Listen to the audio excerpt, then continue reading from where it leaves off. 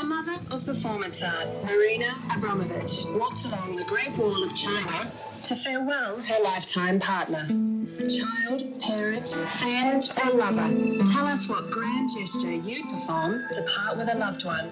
And you could be off to Mona's Dark Mofo Winter Festival and see Abramovich's exhibition.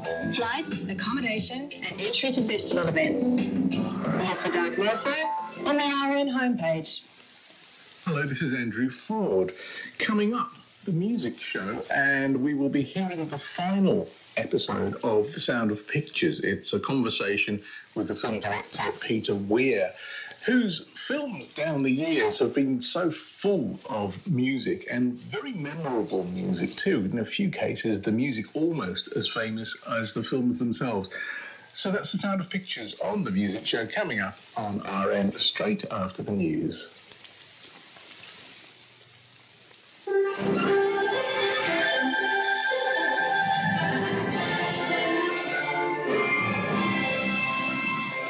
ABC News, I'm Meredith Griffiths. Hundreds of people are feared to have drowned after a boat carrying up to 700 migrants capsized in the Mediterranean Sea. The BBC, as you'll learn now, reports from Sicily. Italian and Maltese Navy vessels have rushed to an area close to the Libyan shores. In total, some 20 ships and 3 helicopters are involved in what's been described as a major rescue operation. Reports say that a merchant ship came across the migrant boat at about midnight local time. The smaller vessel capsized as the ship tried to rescue those on board. With good sea conditions in the past week or so, more than 10,000 migrants and refugees have tried to make it to Europe by boat from North Africa. Many hundreds are feared to have drowned as unscrupulous people smugglers use overcrowded, rickety vessels to transport them. Pope Francis has appealed to the international community to take swift and decisive action to avoid more tragedies. He described the migrants as men and women like us, who were starving, persecuted, wounded, exploited, victims of war, and seeking a better life.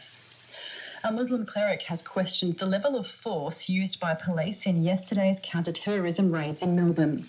Sydney-based Imam Afroz Ali says he's been contacted by a relative of one of the 5 men arrested, who says 2 boys aged 9 and 11 were injured.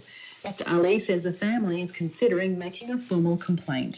It was a number of adults as well, and I'm pretty sure because of the interference with the police, as usually would have been the case in such a situation. But the complaint and the objection is that the level of force was simply unacceptable.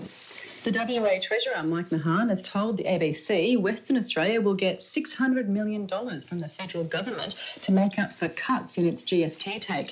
He says the understanding was reached between the Prime Minister Tony Abbott and Premier Colin Barnett on the sidelines of Friday's COAG meeting, away from the glare of the other premiers. Dr Mahan says WA will get the money in the next financial year for spending on capital works. A 52-year-old man has died in hospital following a road accident early this morning in remote far north Queensland. The driver was found trapped in his car by a passing motorist on the Desailly Range on the Mulligan Highway at about 1 a.m.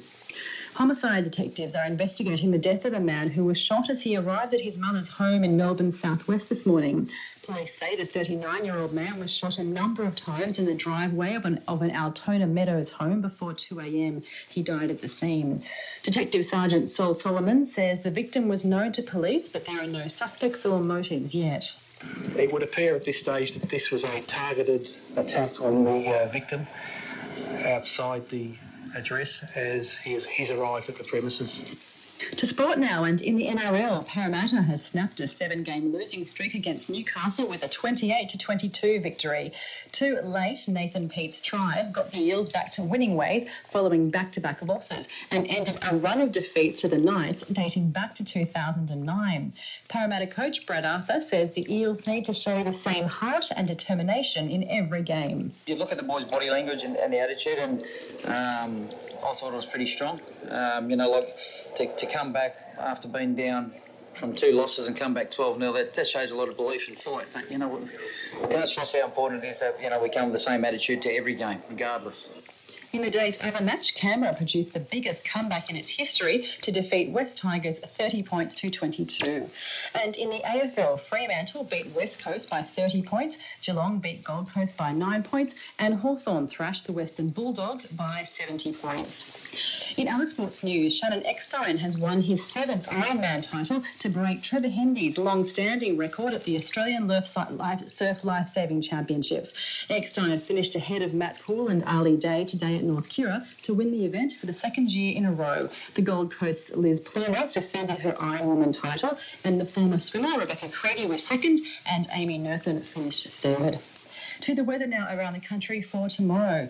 Brisbane, rain easing and 22 degrees. In Sydney, rain, possible heavy falls, 18 degrees.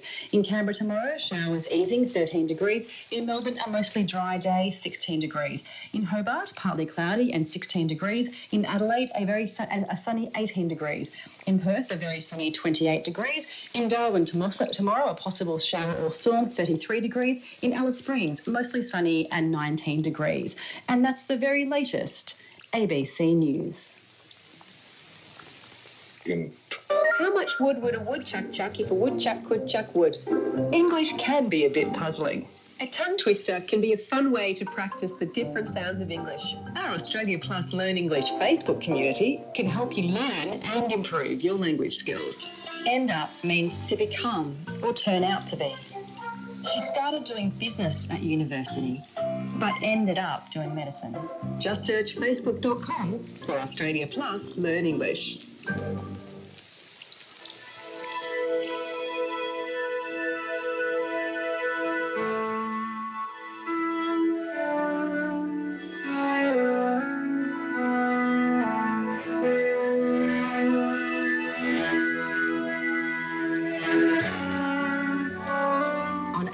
Local radio, Radio Australia and the World Wide Web. This is Sunday Night with John Cleary.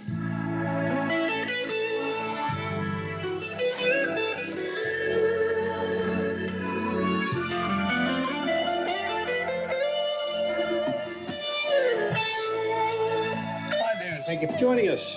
Well, last Wednesday marked around Australia Youth Homelessness Matters Day.